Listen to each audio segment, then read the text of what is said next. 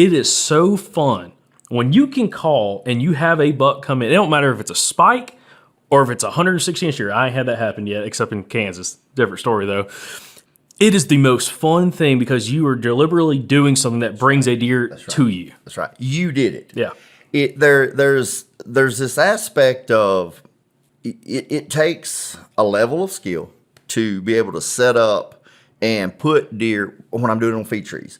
When I can set up and put them inside a bow range on a feed tree, it takes a level of skill to do that. But there is also a lot of aspects of luck that can be perceived into that. But when you're calling and that deer unmistakably comes to your call, there's no luck involved in that. You did that. You did that. You put that deer there, that deer. Now, I mean, some can argue and say, well, that deer was walking straight to you anyways. Maybe he was, maybe he wasn't.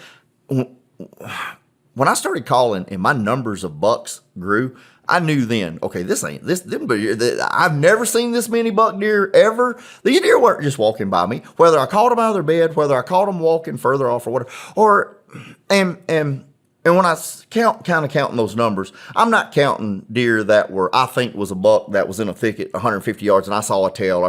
There may have been a few more bucks involved in that, but that deer right there, no, it wasn't that deer, but it's a deer that looks just like him. I saw that deer. I didn't know what he was. I saw that deer in a thicket, and I hit him with 2 grunt calls. He turned towards me. I hit him 2 more times those grunt calls, and he walked straight to my tree, and I shot him at 10 or 12 yards. And it was.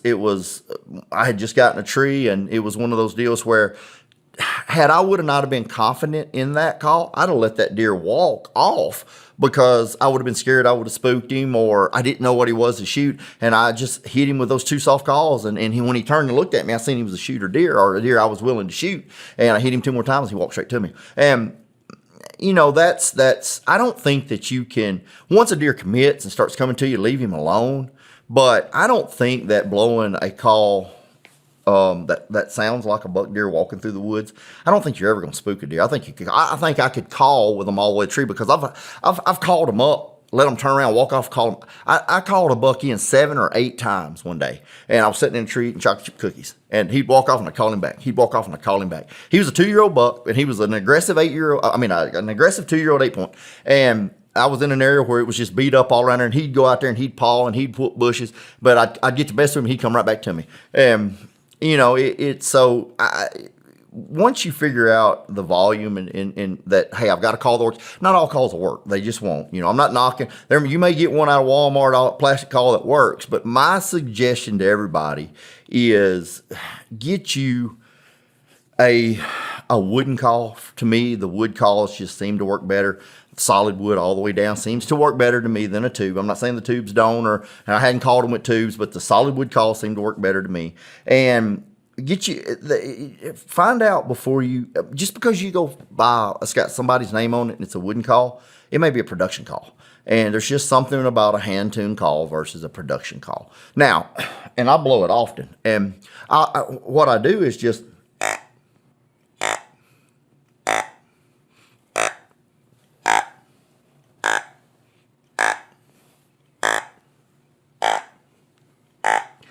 find somebody that makes hand-tuned calls and get you one. I mean, you're going to pay, you know, $50 to $150 for it, but it's one of those things where it's worth it. You know, if it takes you all summer to get the money up to buy that call, if you want to be successful at calling, you got to have a good call. Get good tools. And when you go back to rattling, if you want to rattle, and I didn't think about my horns. My horns are in lone oak.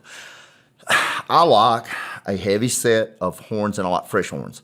A lot of people rattle with dead horns, and when I say dead horns, they don't have pop, and I don't think they work as well. I like to change my horns every 2 or 3 years. When I was really hunting calling, I would pick a deer every 2 or 3 years. I would pick a deer out that I called in and kill him 4 of the horns for rattling horns, and I wanted a wider set of racks that spun out, that wasn't tight and tall.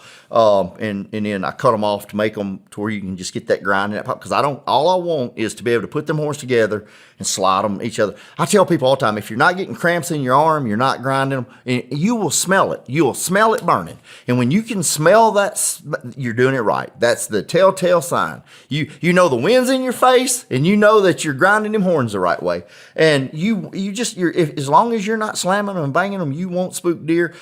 Pick those horns up, and when you've got a young buck or you've got does, just early season, take them with you, and you've got does out there, just put them together and start grinding them, and watch. You won't spook those deer. And if you're not spooking those deer, you're not spooking buck deer. And like I said, I don't know if we're calling 1 out of every 3 that hears it, or if we're calling 1 out of every 15. But what I do know is that there's something magical about them coming to a call, and your success on rack deer goes up exponentially when you're blowing a call. And when it comes back to how often do I call? All the time. Because if I'm not calling, he can't hear me. I blow it. I'm calling at such low volume that I figure 100 yards is my effective range on any given semi-quiet day. There's days when it's 30 yards, and there's days when it's maybe 150. But 100 yards is kind of what I figure my effective range is. And I like to set up, I'm always going to be hunting feed trees because deer are going to be there, whether it's, well, you're just hunting a bunch of does. What's a buck looking for? When you go out, when you're a kid and you're going to a bar, what are you looking for? Young men, we go where what we're looking for is at. If I'm looking for live bait for a trout line, I don't go to Target. So you set up to where you've got deer numbers and put that call to work, and man, you're going to have success with it. And it's one of those things that goes back to, you can get away with a lot of, now I'm not suggesting you do it, but you can get away with a lot of things that go wrong if you've got all day to hunt, and you get out there and you get in a tree, whether it be daylight or whether it be 10 o'clock in the morning. And if you're going to call and you want to plant your butt in a tree and sit there and blow that call, because any mistakes that you made getting in are probably irrelevant at 1, 2 o'clock. If the bucks are up and they're cruising, you have an element of surprise that you don't have a lot of times when you're just sneaking in to hit a feed tree, because you have bucks that are up traveling. You may call in a buck that was 2 miles away from you when you clumb that tree. So there's always that too. You can, if you make a little noise, or if something ain't quite right, or you don't even have to be in the perfect spot. Now, I always tell everybody, try to find the perfect spot. Try to find that spot. The more deer you're around, the more deer you're gonna call. That's just law of numbers, So the more deer hear you, the more deer's gonna come. And like I said, I don't know whether we're calling 1 of every 3 or 1 of every 15. My guess is it's 1 of every 3 or 4. And I think there's days when I have had multiple days over years where every rack buck deer that I seen from November 5th through November 10th in one WMA that I hunt, if I saw a rack buck, I was going to call that buck in. And there was a short window that worked, but it was just, I don't know what, it's just something about the timing in there that it worked. And now I typically never saw a 4-year-old buck at that time frame, but because the mature bucks, from what I've figured out, very seldom do they run does. When you see a deer full blown running a doe, it's typically a younger deer and the doe's not ready. Typically a mature buck doesn't start messing with a doe until she's almost ready. He's got her locked down in a thicket, or he's got her hid off somewhere to herself. He's not running around. If he is, it's probably a yearling deer, and the yearling deer don't know that she's supposed to be bred, and she's running from him because this big old buck's trying to get on top of her. And so I've had the most success on mature bucks, 4 and 5-year-old bucks, post rut. Once the does are bred, now you've got a 3, 4, 5 day window. And in Arkansas, it's the first 10 days of December is what it's always been for me down there. Now up here, it's the first few days of November. During muzzleload season, mid-October, our bucks are full-blown rut here. It's crazy the difference between here and where my other place was down on the White River. It was late December and January. But learn, and that's another thing with woodsmanship and practice and knowing your game. Learn, all right, and one of the best ways to do that is, when I'm driving to work, how many buck deer am I seeing ran over? How many deer hit on the highway All right, when you start seeing deer show up on the highway, that means they're up and moving. Start calling. When you start seeing those little scrapes show up on roads, on trails, and you start seeing them on logging roads and that kind of stuff, start calling. When you find those rubs start showing up, those little rubs beat up, start calling. It may be 2-year-old deer. Practice on them. If you don't want to shoot him, that's fine.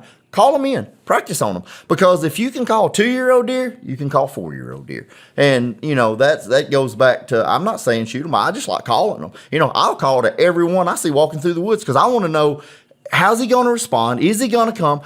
Can he hear me? And what volume do I have to put out for him to hear me? So practicing on every buck deer you see walk by is a good thing. And you just don't get to that point. Once he hears you and you don't want to shoot him, let him go. But, find out what that volume is. And if you do spook him, say, okay, because every once in a while you'll make that mistake. I do it. We all do it. And, okay, I can't, I've got to control that. I can't do that. So,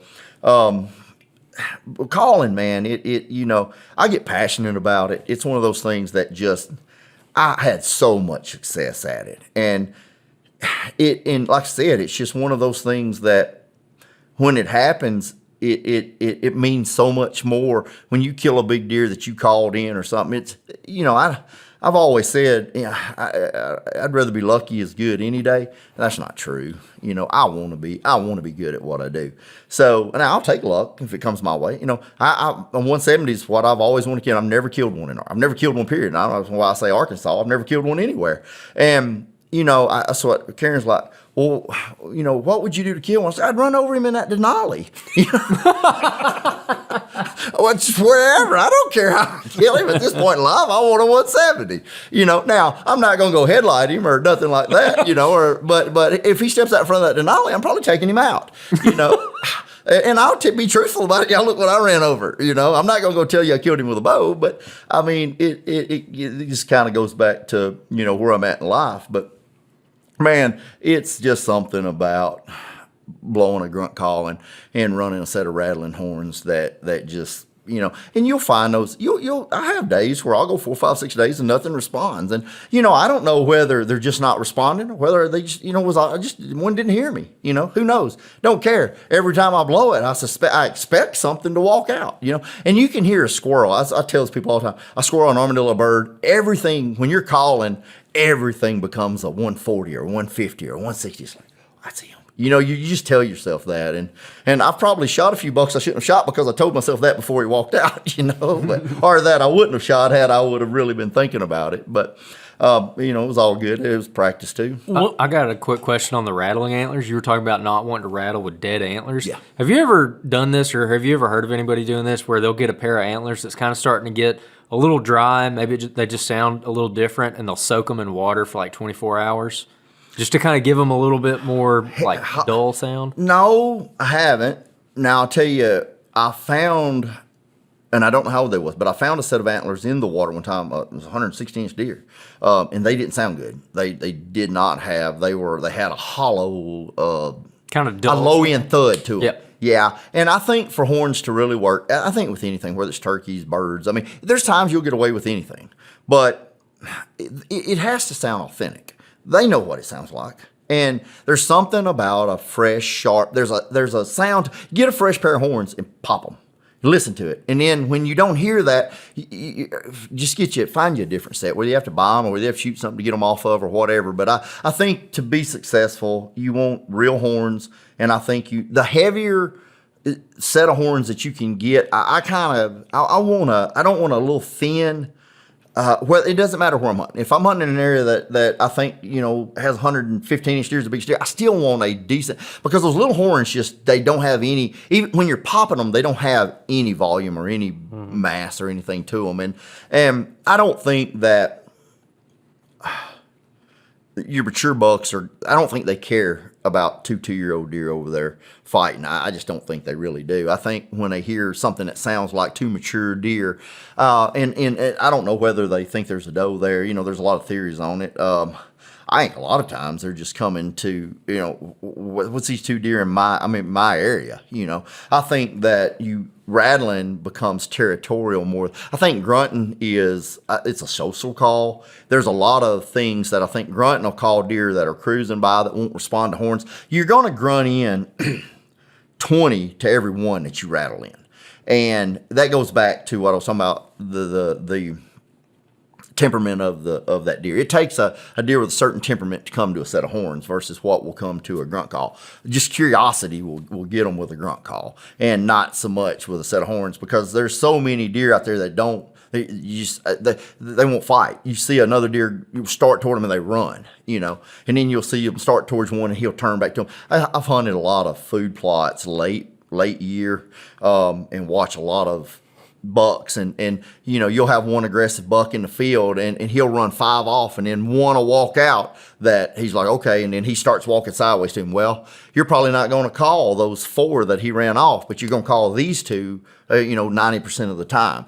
So, and that goes back to knowing aggressive rubs and that kind of stuff. When you see them in the woods, okay, I'm in an area now, and I don't know that I've ever done it, but I think that a person could stop at that point, not find feed trees. If he was just buck hunting, you find an aggressive set of rubs like that in a thicket. A lot of times, it's not really a rub line. It's a group of them in a small area where you just look and you can see a dozen and they're just beat up. I think that a person could just stop in an area like that if he was just calling, and have a higher success rate of calling in a buck right there than he would have to. Then he would have to keep looking for sign. I think it would be worth a hunt anyways. I don't know that I've ever done that, but it's something now I think that I would, if I was walking and found that I would just set up on that and hunt it, especially if I was looking for a buck and not just trying to kill a deer. I think that's such a good point. And again, if you're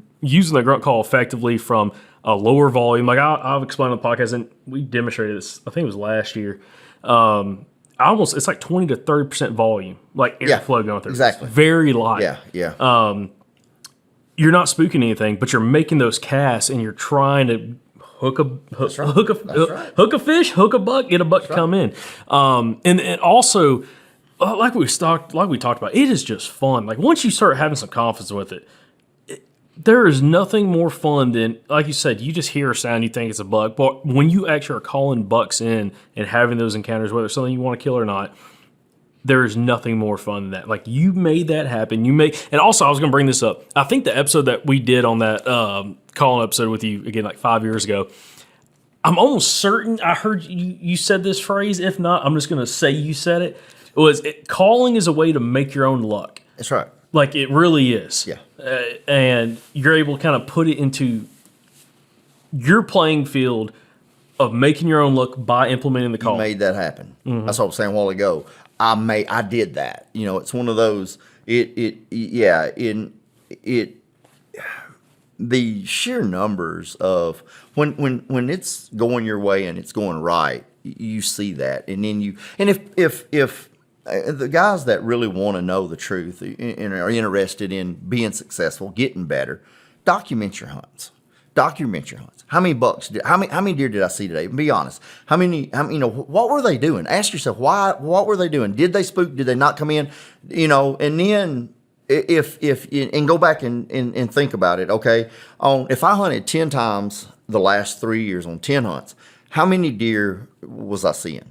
And then when you start calling for 3 years, implement that and say, okay, how many am I seeing now? And you will see once you learn that. But you really need to take that call and blow it around does and stuff until you know that you're not spooking them. Because if you're just until you know that you're doing it right, you don't know, And so blow it around does. Get you some does out there feeding and start blowing that. Just start hitting it.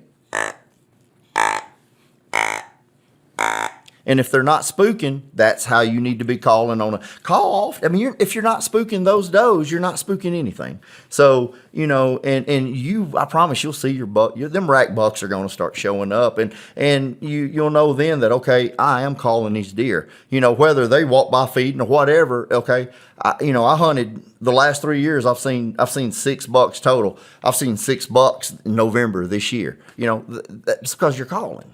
Exactly. And it makes a big difference. And then once you realize that, you're like, yeah, I want to go hunting today. You'll wake up and it's those days when, man, the air's right, everything's right, and it's the time of year. Like, oh, I got to go call. I'm going to call a buck in today. You can't wait to get off work, or, you make your wife mad and your kids unhappy and your boss don't like you, but it's time to call a buck. Man, I got to go. Richard, I think that'll be a point of kind of wrapping up the interview.